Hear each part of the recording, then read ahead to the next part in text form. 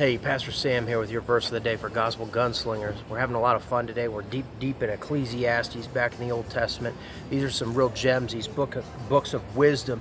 You know, we were talking yesterday about throwing down idols and destroying them, and about rising up to avoid conquest. You know, it's one of the things that our forefathers believed, is that we have a right to not be conquered.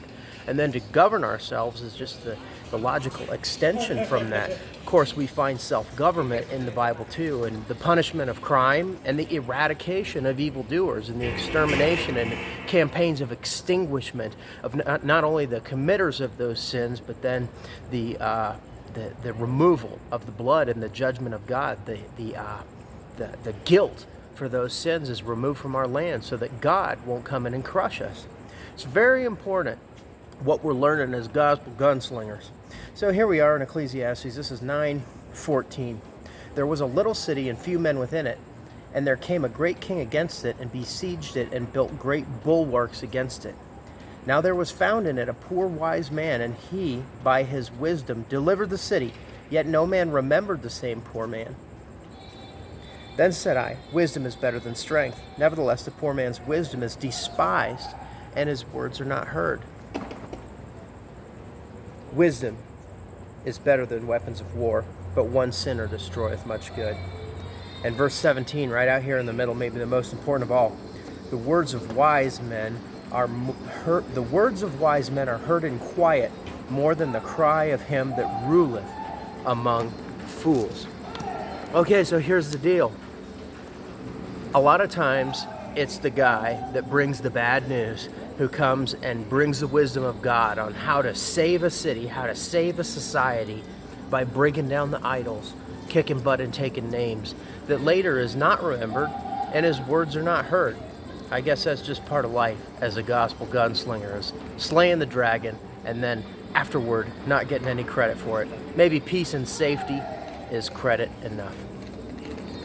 So as we get into our long play, I'm going to tell you a little story.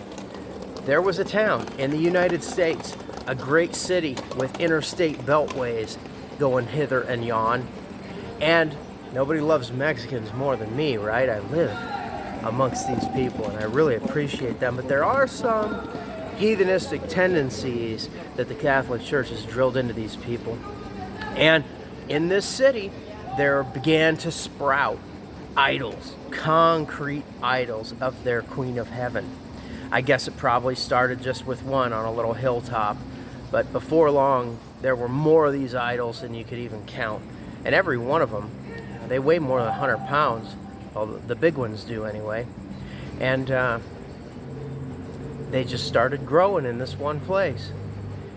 And one night, one guy, I hear, went up there and Donkey Konged them all down.